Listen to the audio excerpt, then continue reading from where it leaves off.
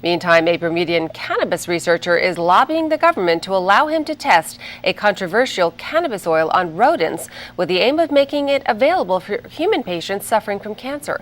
Alan Gordon, who has more than 23 years of cannabis research under his belt, believes the cannabis oil extract, also known as Rick Simpson oil or hemp oil, could do wonders for those suffering from incurable forms of cancer. Mr. Gordon tells ZBM's Tari Trott he has already approached the Ministry of Public Safety for permission to carry out the experiment. Rodents like these, according to cannabis researcher Alan Gordon, could be the key to humans one day using cannabis to effectively treat cancer in Bermuda. He has lobbied government to allow him to test this cannabis oil on rodents to study its possible anti-cancerous properties. There's been quite a bit of excitement, a buzz, if you will, in Canada, the United States, the UK, and Czech Republic, where tens of thousands of human cancer sufferers have been treating themselves with cannabis oil extracts.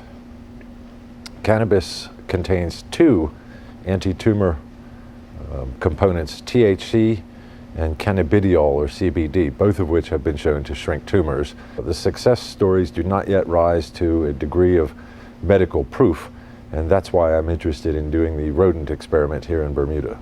Mr. Gordon, who is also a trained lawyer with a peer-reviewed technical paper under his belt, cautions cancer sufferers are not likely to achieve relief by simply smoking or eating the drug. It has to be taken orally or topically in the case of skin cancer, where they would just actually apply it to their skin. Mr. Gordon originally applied to government to be allowed to carry out his rodent experiment, but was initially turned down. But he's more confident that his second request will be more successful. For many years we've been told that cannabis causes cancer, and to have somebody suddenly saying that it could be a remedy for cancer it brought forth a lot of skepticism, and I don't think they took me seriously at first. But even if his cannabis oil experiment proves to be hopeful, cannabis possession would remain illegal in Bermuda. Well, not so fast, he contends. It's likely that cannabis will be legalized across the board before this research is completed. In Bermuda?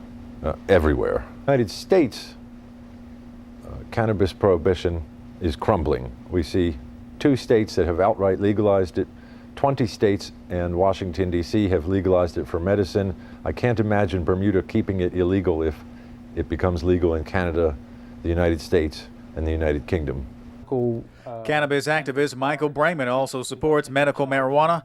He is calling on government to implement a system of cannabis regulation. Rather than penalizing, which doesn't look at the research, and the research is actually saying that cannabis is more beneficial for you than harmful. You know, and to bring us in line with the research, we can impose a system of permits rather than fines. Meanwhile, Mr. Gordon urges government to fast-track his experiment proposal, and he points out 1 in 4 Bermudians will die of cancer unless new treatment is developed. Tari Trott reporting for ZBM News 9.